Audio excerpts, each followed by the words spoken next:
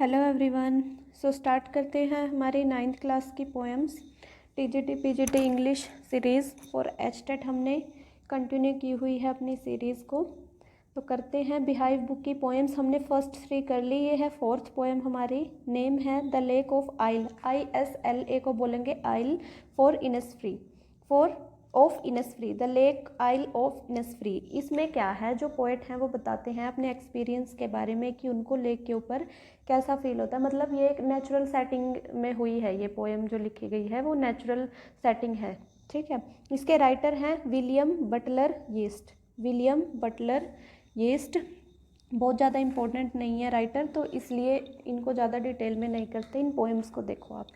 Poem देखते हैं, start करते हैं। This well known poem explore the poet's longing for the peace and tranquility of Innisfree, a place where he spent a lot of time as a boy। मतलब इसमें क्या है, जो ये पोएम है, this poem is a lyric. Lyric क्या होता है, एक म्यूज़िकल टोन होना। पोएम की जो टोन है वो म्यूज़िकल है, ठीक है। सो इसमें क्या है, जो पोएट बताते हैं कि जब वो छोटे थे, मतलब एज अ बॉय, उन्होंने उनका जो एक्सपीरियंस है इनसफ्री में, लेक के पास, वो बहुत अच्छा है और वो वहीं पे अपना टाइम स्पेंड करना चाहते हैं। उनको वहाँ पे बहुत शांति महसूस होती है, तो उसी के बारे में पोएट बताते हैं। स्टार्ट करते हैं। I will arise and go now, मतलब उनकी बहुत ज़्यादा इच्छा है वहाँ पे जाने की, तो ये फ्यूचर में है हमारी पोएम एक तरीके से। I will go rise and go now, मैं उठूँगा और जाऊँगा, एंड गो टू इनसफ्री, और जाऊँगा कहाँ पे, and इनसफ्री।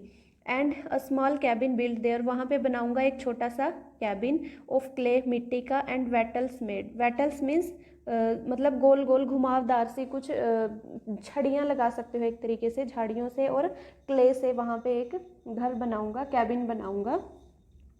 9 bean rows will I have there, मेरे पास वहाँ पे क्या है, 9 बीन, मतलब बीन एक तरीके से, रोज मतलब ये क्या नाम है, रो में लगे हुए हैं, मतलब जैसे सीक्वेंस में, एक तरीके से सीक्वेंस में 9 बीन है, ठीक है, वो है मेरे पास वहाँ पे। एक मतलब जगह की बात बता रहा है कि वहाँ पे मेरे पास है।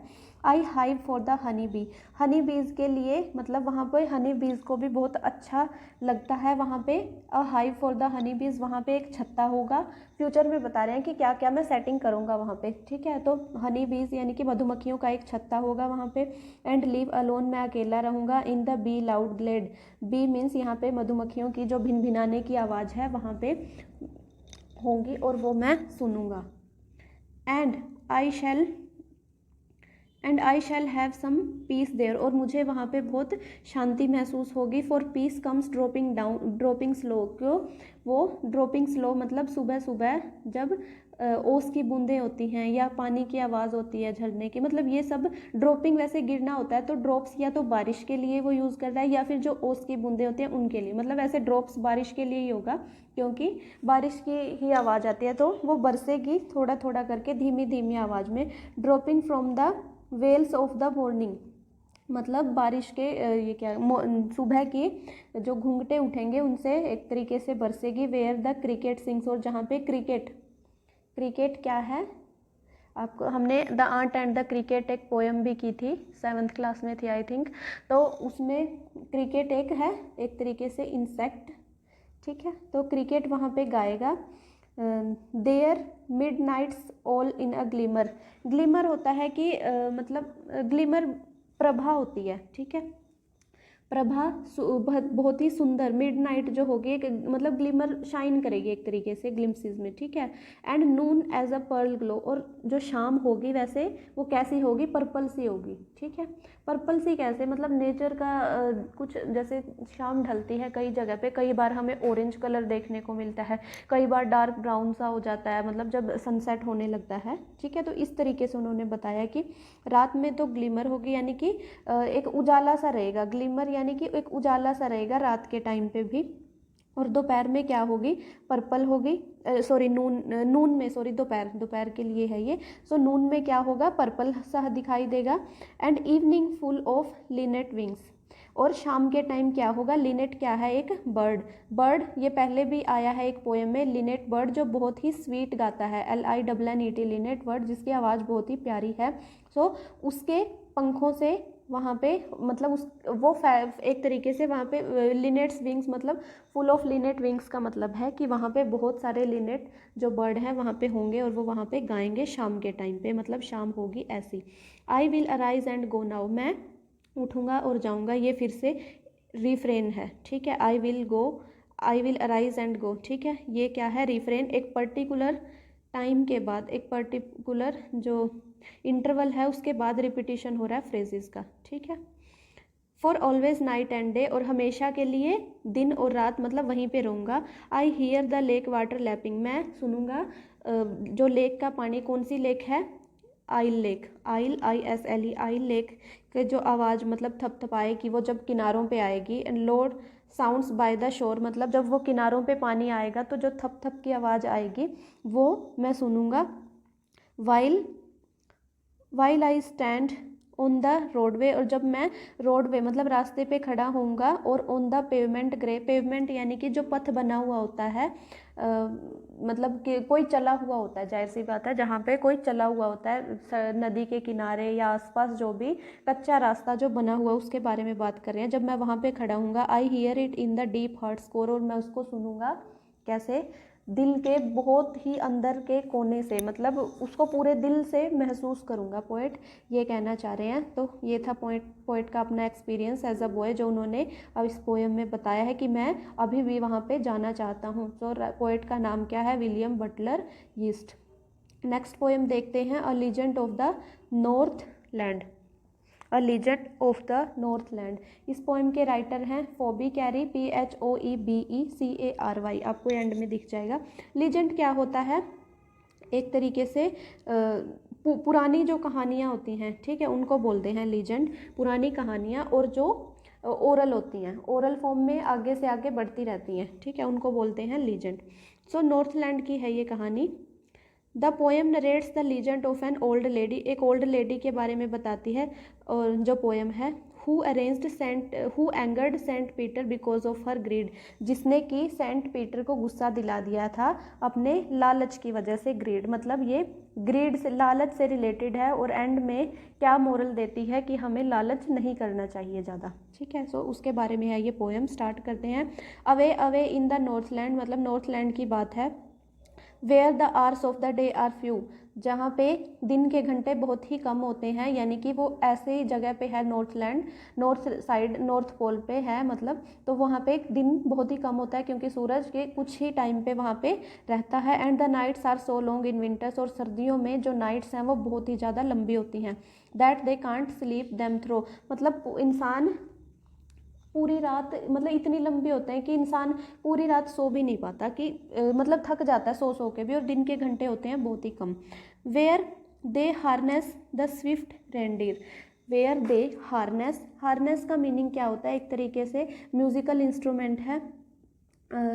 Where they harness the swift reindeer, मतलब जो भागता हुआ, स्विफ्ट होता है तेजी से, रेंडियर है बारहसिंगा, मतलब बारहसिंगे की आवाज़ को भी एक तरीके से सुन सकते हैं या देख सकते हैं। हार्नेस वैसे आवाज़ भी होता है और एक कवच भी होता है। Where they harness the swift reindeer to the sledges when it snows, मतलब जब बाहर बर्फ़ गिर रही होती है, स्लेजेस होता है मतलब एक तरीके से जब रेंडियर चलता है, बड़ी तेज़ी से दौड़ता है। यहाँ पे क्या कहना चाह रहे हैं पोएट, जब रेनडियर जो है बहुत तेज़ी से वहाँ पे दौड़ता है, टू द स्लेज मतलब जैसे ऐसे लगता है जैसे लोहार जो है वो कुल्हाड़ी पीट रहा है अपनी। स्लेज होता है मतलब लोहे का कुछ, स्लेज लोहे का कोई ऑब्जेक्ट, ठीक है। व्हेन इट स्नोज मतलब जब वो वहाँ पे चलता है बारिश, ये बर्फ़ के ऊपर से जैसे।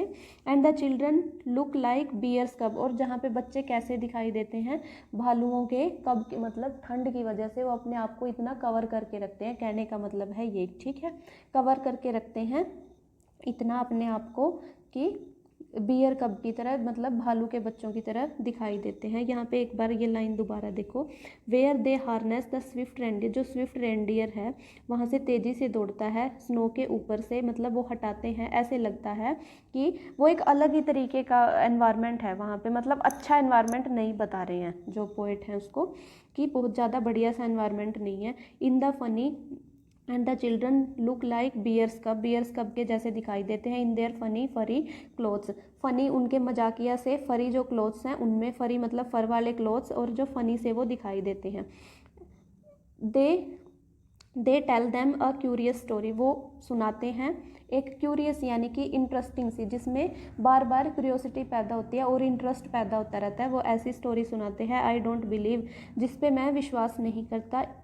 इट्स ट्रू, कि इट्स मतलब इट इज़ ट्रू, टिस का मीनिंग है इट इज़ ट्रू, कि वो सच है, मैं विश्वास नहीं करता। And yet you may learn a lesson, और फिर भी तुम एक स्टोरी सुनोगे, एक लेसन सीख के जाओगे, एक लेसन सीखोगे। If I tell the tale to you, जो ये टेल है मैं अगर तुम्हें सुना दूँ। तो अभी के स्टार्टिंग की ये 3 स्टैंजा में पोएट क्या बताते हैं, नॉर्थलैंड के एनवायरनमेंट के बारे में, ठीक है। और वो उस पोएम के बारे में या उस स्टोरी के बारे में बता रहे हैं जो आगे वो सुनाएंगे अगले स्टैंजाज में, ठीक है। और वो स्टोरी क्या के बारे में पोएट क्या बोलते हैं कि कौन जो वहाँ पे नॉर्थलैंड में बच्चे हैं जो स्कूल जाते हैं, जो बियर कप जैसे दिखाई देते हैं, वो सुनाते हैं ये स्टोरी। और ये स्टोरी सुनाते हैं तो मुझे मतलब पोएट को खुद भी नहीं लगता कि ये सच है स्टोरी, लेकिन फिर भी ये आपको एक लेसन सिखाएगी, जो कि ये टेल है, आपको ये एक लेसन सिखाएगी। If I tell the tale to you, अगर मैं तुमको ये टेल सुनाता हूँ। तो आगे पोएट हैं जो वो टेल सुनाना शुरू करते हैं।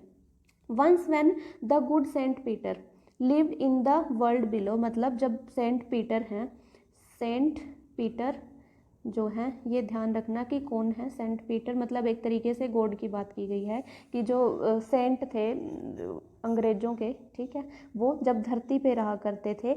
And walked about it preaching, और चलते थे क्या, अपनी प्रीचिंग यानी कि अपने उपदेश देते हुए चलते थे। जस्ट एज ही डिड, जैसा कि वो करते थे, यू नो मतलब नॉर्मली जो सेंट हैं वो क्या करते थे, अपनी प्रीचिंग यानी कि अपने उपदेश जगह जगह पर फैलाते थे घूम फिर के, ठीक है। संत महात्मा क्या करते थे पहले जगह जगह पे, आजकल तो जैसे डेरे बना लिए हैं सभी ने, अपनी भी जिसको भी ज्ञान लेना उपदेश ले रहे हैं वहाँ पे जाओ, जिसको शांति चाहिए वहाँ पे जाओ, ठीक है। लेकिन पुराने टाइम में क्या होता था, जो संत महात्मा होते थे वो गलियों में घूम घूम के अपने उपदेश देते थे, तो ये उसके बारे में बताया गया है, ठीक है।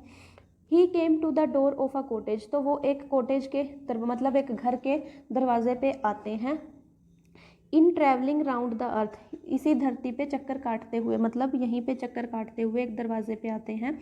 Where a little woman was making cakes, जहाँ पे एक छोटी सी औरत मतलब कम हाइट की औरत केक बना रही होती है। औरत है ओल्ड, बताया यहाँ पे लिटल यूज़ हुआ है तो ये मत समझना कि वो यंग एज की है, मतलब कम हाइट की है, ठीक है। And baking them on the hearth होता है चिमनी, ठीक है।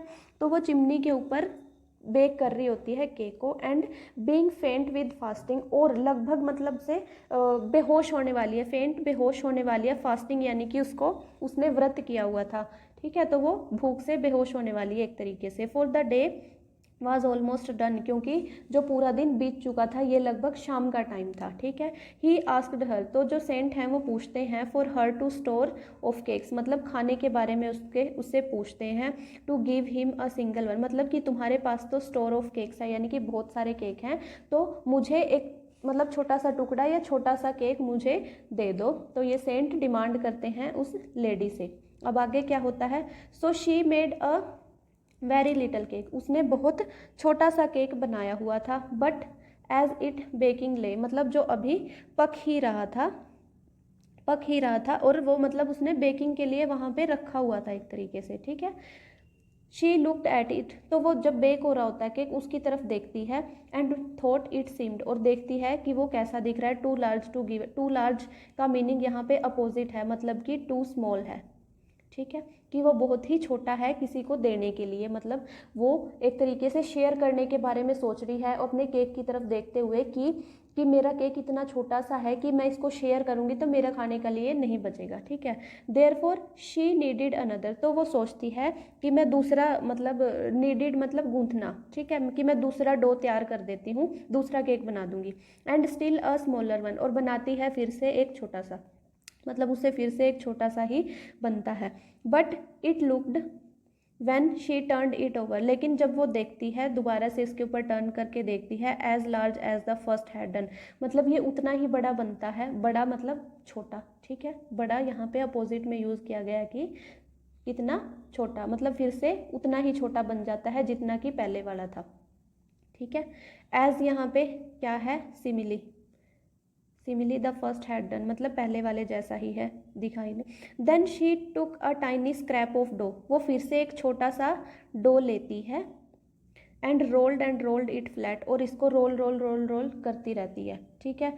इसको इतना पतला बना देती है रोल करके कि बिल्कुल वेफर लगता है, जैसे वेफर कई बार चॉकलेट आती है एक तरीके से, वेफर खाए होंगे आपने भी। And baked it thin as a wafer, और उसको बेक कर देती है बिल्कुल पतला सा, वेफर यानी कि बिल्कुल पतला सा, पपड़ी पपड़ी सी। But she couldn't part with that, और वो उसको मतलब इतना पतला बना दिया कि अब वो उसको डिवाइड नहीं कर सकती, टुकड़े नहीं कर सकती उसके इससे ज़्यादा। फॉर शी मेड, वो बोलती है जो उसने बनाए हैं उसके बारे में क्या बोलती है, my cakes that seem too small, मेरे जो केक हैं बिल्कुल छोटे दिखाई दे रहे हैं। When I eat of them myself, जब मैं इनको खुद खाऊंगी।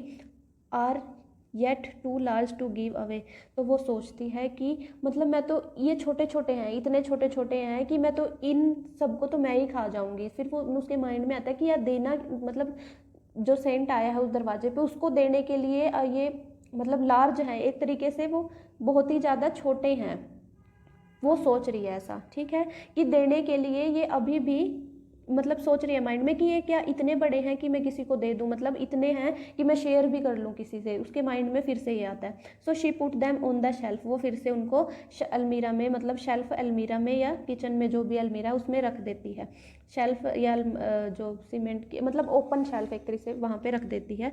देन गुड सेंट पीटर ग्रू एंग्री, तो उस पर जो सेंट पीटर हैं वो गुस्सा हो जाते हैं।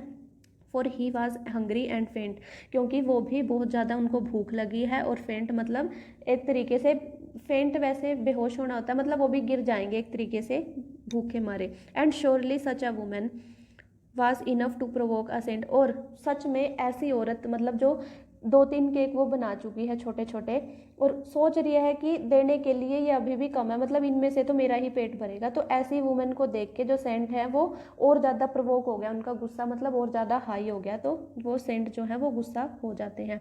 एंड ही सैड, और क्या बोलते हैं, you are far too selfish, तुम बहुत बहुत ज़्यादा सेल्फिश हो, to dwell in a human form, मतलब ह्यूमन बींग्स के लिए एक तरीके से ह्यूमन बींग होने पे तुम घृणा हो, मतलब लानत है तुम पे ह्यूमन बींग्स होने पे, तुम ह्यूमन बींग नहीं होनी चाहिए थी, तो वो उसको श्राप देते थे हैं। You have both food and shelter, तुम्हारे पास खाना भी है और छत भी है, and fire to keep you warm, और तुम्हारे पास आग भी है जो तुम्हें गर्म रखे, मतलब तुम्हें इन सब चीज़ों की कीमत नहीं है, एज अ ह्यूमन बींग ये सब कुछ तुम्हारे पास है। Now you shall build as a bird as the bird do, और अब तुम बनाओगी जैसे कि बर्ड्स बनाते हैं अपने घर, जैसे कि वो खाना इकट्ठा करते हैं बर्ड्स, वैसे ही तुम करोगी, मतलब जो सेंट है उसको श्राप दे देते हैं किस चीज़ का, और बर्ड बन जाती है वो एक, ठीक है, क्या बन जाती है, bird. Now you shall build as a bird and shall get your scanty food,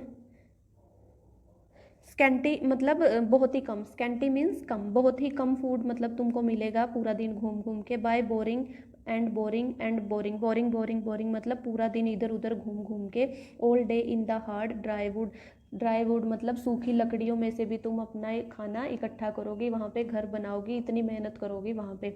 then up she went through the chimney, तो क्या होता है, इतना सुनते सुनते ही जो वो औरत है वो बर्ड बन जाती है, ठीक है, बर्ड बन जाती है और उड़कर चिमनी में से ऊपर से वो बाहर निकल जाती है। नेवर स्पीकिंग अ वर्ड, और कभी भी एक वर्ड बोल नहीं पाती।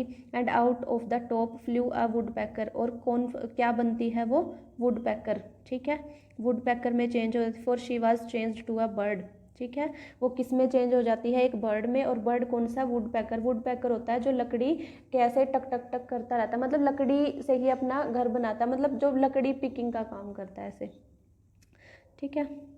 नेक्स्ट है, देखते हैं, she had a scarlet cap, मतलब जब वो औरत थी उसने एक चमकती हुई लाल टोपी पहनी हुई थी, सेम उसी तरह की उसके सिर पे जब वो बर्ड बनती है तो आ जाती है, सेम मतलब लाल लाल सा फूल सा एक तरीके से उसके सिर पे बन जाता है। And she was left the same, और ऐसे ही मतलब सेम उसके सिर पे टोपी बन जाती है। But all the rest of her clothes were burned, और जो उसके पूरे कपड़े थे वो एक तरीके से जल जाते हैं चिमनी में, मतलब वो जब बर्ड बनती है, लेडी से बर्ड बनती है तो उसके सारे कपड़े जल जाते हैं। Black as a coal in the flame, मतलब और कोयला बन जाते हैं, पूरी तरीके से काले हो जाते हैं। And every country school boy, जो गांव के बच्चे स्कूल बॉय, जो मतलब लड़के जो स्कूल जाते हैं, ये बात करते हैं as seen her in the wood की, जो उनको जंगल में जाते हुए, मतलब वो नॉर्मल एक जंगल का पक्षी बन जाती है वो औरत, जिनको कि स्कूल बॉय देखते हैं रेगुलरली मॉर्निंग में। Where she lives in the trees, जहाँ पे वो पेड़ों में रहती है। Till this every day, till this very day, उसी दिन से रहना शुरू कर देती है। Boring and boring for food, और खाने के लिए इधर उधर तलाशती है, बहुत मेहनत करती है खाने के लिए। सो ये थी हमारी पोएम। इससे हमें क्या मिलता है, मतलब मोरल क्या मिलता है इस स्टोरी का, कि हमें लालच नहीं करना चाहिए। एक बार देख लेते हैं कि बैलेड क्या होता है। वैसे मैंने आपको बता दिया कि बैलेड होता है एक पोएम जिसमें कि स्टोरी होती है, ठीक है। पोएम के अंदर जो स्टोरी सुनाई जाती है उसको बोलते हैं बैलेड, और ये शॉर्ट फॉर्म में होती है, ठीक है, इसको ध्यान रखना। सो ये थी हमारी पोएम। हमने 5 पोएम्स कर ली, नेक्स्ट 4 बची हैं आई थिंक, वो 4 नेक्स्ट वीडियो आएगी तो उसमें कवर कर लेंगे। So I hope you like my content. अगर आपको मेरा सेशन पसंद आता है तो please like share and subscribe. Thank you so much.